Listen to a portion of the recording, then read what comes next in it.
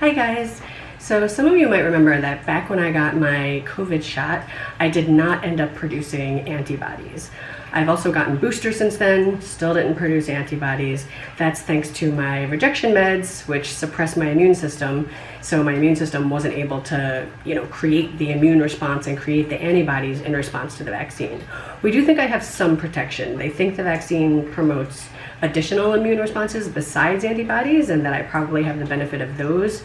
But I definitely am not as protected as a regular non-immunosuppressed person who has been fully vaccinated against COVID. But today we're going to try and fix that. So since I can't produce the antibodies myself, I'm going to get Evusheld. Evusheld is an antibody treatment that is for people who either couldn't respond adequately to the COVID vaccine, or who for some reason were not able to get the COVID vaccine. Maybe they're allergic to it or something like that. So I've actually been waiting for a few months to be able to get the Evusheld. It is in limited supply, so my hospital has been giving it out via lottery system to the people who are eligible for it. And I guess my name finally came up because they told me to come in this week and get the Evusheld shots. It's actually 2 shots in my butt, so not so excited about that part. And I actually have no idea what kind of reactions or side effects it has. I don't really pay attention to that because it's so important for me to get it that I assume that the side effects are not terrible, because if the side effects were more dangerous than the benefits, then my team would not be giving it to me. So I am on my way to go into clinic to get my Evusheld shots. All right, so I got my shots. It was relatively uneventful.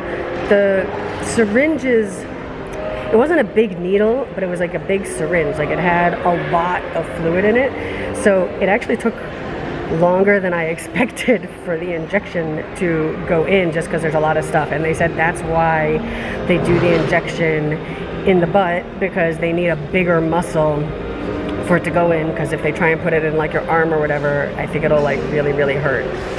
So all done. It burned a little bit going in, but really was not a big deal at all.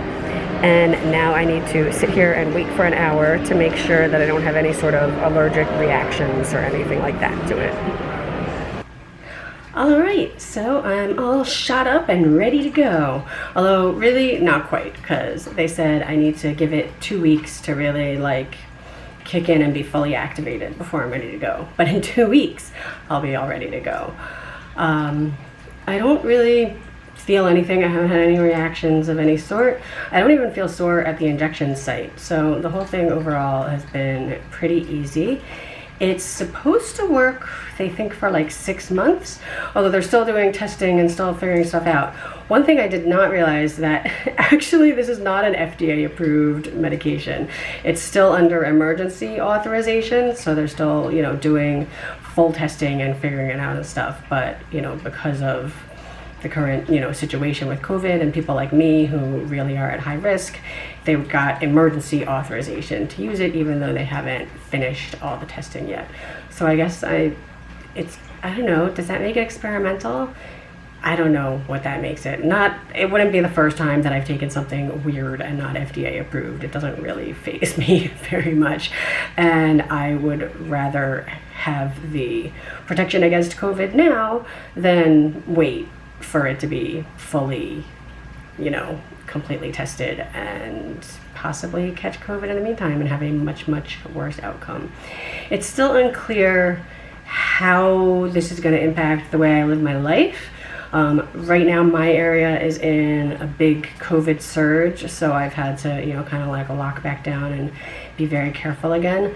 I'm not clear yet on how much I can relax my restrictions, in 2 weeks from now, once the medication is fully, activated. I'm going to be seeing my doctor in a couple weeks, so I'll find out more from him then. I think pretty much I'm still going to be being careful. I still am high risk, but this just kind of gives me an extra layer of protection so that, if despite all my precautions I do catch COVID, hopefully it won't be as bad and it won't make me as sick, since I will have some antibodies to fight it off with.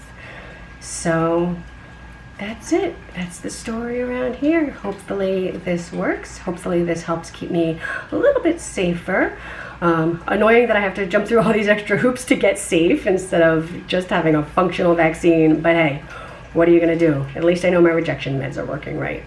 So that's it. See you next time.